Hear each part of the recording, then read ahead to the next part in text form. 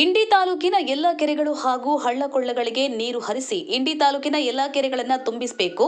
ಇಲ್ಲವಾದರೆ ಮುಂದಿನ ದಿನಗಳಲ್ಲಿ ಎಲ್ಲ ರೈತರು ಸೇರಿ ಉಗ್ರವಾದ ಹೋರಾಟವನ್ನ ಮಾಡಬೇಕಾಗುತ್ತೆ ಎಂದು ಅಖಿಲ ಭಾರತೀಯ ಕಿಸಾನ್ ಸಂಘದ ರಾಜ್ಯ ಸಮಿತಿ ಕಾರ್ಯಕಾರಿಣಿ ಸದಸ್ಯರಾದ ಗುರುನಾಥ ಬಗಲಿ ಅವರು ಸರ್ಕಾರಕ್ಕೆ ಎಚ್ಚರಿಕೆಯನ್ನು ನೀಡಿದ್ದಾರೆ.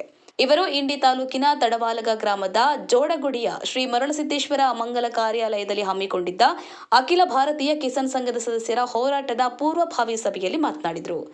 ರಾಜ್ಯದಲ್ಲಿ ಬರ ತಾಂಡವಾಡ್ತಾ ಇದೆ. ರೈತರು ಸಾಲ ಸೂಲ ಮಾಡಿ ಬಿತ್ತನೆ ಮಾಡಿದ ಬೆಳೆಗಳು ಸಂಪೂರ್ಣವಾಗಿ ಒಣಗಿ ಹೋಗ್ತಾ ಇದೆ. ಸುದೈವ ಮಹಾರಾಷ್ಟ್ರದ ಸಹ್ಯಾದ್ರಿಯ ಮಡಿಲಲ್ಲಿ ಉತ್ತಮ ಮಳೆ ಆಗುತ್ತಿರುವುದರಿಂದ ಕೃಷ್ಣಾ ನದಿಗೆ ವ್ಯಾಪಕವಾಗಿ ನೀರು ಹರಿದು ಬರ್ತಾ ಇದೆ. ಆಲಮಟ್ಟಿ ಅಣೆಕಟ್ಟು ಸಂಪೂರ್ಣವಾಗಿ ತುಂಬಿದೆ. ಈಗ ಆಲಮಟ್ಟಿ ಜಲಾಶಯದಿಂದ 1,10,000 ಕ್ಯೂಸೆಕ್ ನೀರು ಹೊರ ಹೋಗ್ತಾ ಇದೆ. ಈ ಮಧ್ಯೆ ಇಂಡಿ ತಾಲೂಕಿನ ಎಲ್ಲಾ ಕೆರೆಗಳು ತುಂಬಲು 4 ರಿಂದ 7 ಟಿಸಿಎಂ ನೀರು ಸಾಕಾಗಿ ಹೋಗುತ್ತೆ. ಆದರೆ ದಿನಕ್ಕೆ ಸುಮಾರು 10 ಟಿಸಿಎಂ ನೀರು ಆಲಮಟ್ಟಿ ಜಲಾಶಯದಿಂದ ಹೊರ ರಾಜ್ಯಕ್ಕೆ ಹೋಗ್ತಾ ಇದೆ. ನಮಗೆ ಮೊದಲು ನೀರು ಹರಿಸಿ ಎಲ್ಲ ಕೆರೆ ಕೊಳ್ಳಗಳು ತುಂಬಿಸಲು ಇದು ಒಂದು ಸುವರ್ಣಾವಕಾಶವಾಗಿತ್ತು. ಅಧಿಕಾರಿಗಳು ಇದನ್ನು ಗಮನದಲ್ಲಿ ಇಟ್ಟುಕೊಂಡು ನೀರು ಹರಿಸಿ ಕೆರೆಗಳನ್ನು ತುಂಬಿಸಬೇಕು. ರೈತರ ತಾಳ್ಮೆಯನ್ನ ಪರೀಕ್ಷೆ ಮಾಡಬೇಡಿ. ಒಂದು ವೇಳೆ ನೀರು ಹರಿಸದಿದ್ದರೆ ತಡವಾಲಗ ಹಾಗೂ ಗಣವಾಲಗ ಗ್ರಾಮದ ಜೋಡಗುಡಿಯ ಹತ್ತಿರ ಇರುವ ಇಂಡಿ ವಿಜಯಪುರ ರಾಷ್ಟ್ರೀಯ ಹೆದ್ದಾರಿಯನ್ನು ತಡೆದು ಉಗ್ರವಾದ ಹೋರಾಟವನ್ನ ಮಾಡಬೇಕಾಗುತ್ತೆ ಎಂದು ಎಚ್ಚರಿಕೆಯನ್ನು ನೀಡಿದರು.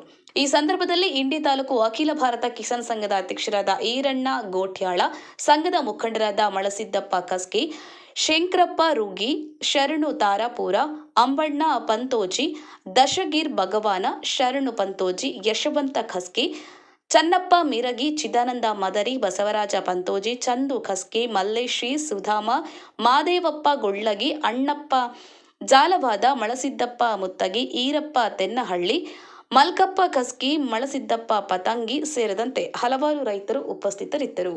ಲಕ್ಷ್ಮಣ್ ಹೆಚ್ ಲೋಕೂರ, ಇಂಡಿ. ಜೈ ಭೀಮ್ ನ್ಯೂಸ್ 24x7. ಇದು ಬಹುಜನರ ನ್ಯಾಯಕ್ಕಾಗಿ. ಆಲಮಟ್ಟಿ 24 ಎತ್ತರ ಆಗಬೇಕು. ಎಲ್ಲರೂ ನೀರು ಬರೋ ವಿಷಯ ಬೇರೆ ದೊಡ್ಡ ಲಕ್ಷ ಕೋಟಿ ಲೀಟರ್ ಹಾಕ್ಬೇಕು. ಈ ಸಣ್ಣ ಪುಟ್ಟವರೇ ಯಾಕೆ ಮಾಡಲ್ರಿ? ಈ ನೋಡ್ರಿ, ಅಲ್ಲಿ ಮಣ್ಣು ಹೋಗಿದ್ದಲ್ಲಿ ನೆಲ ಒಂದು ಕುಡಿದ್ರೆ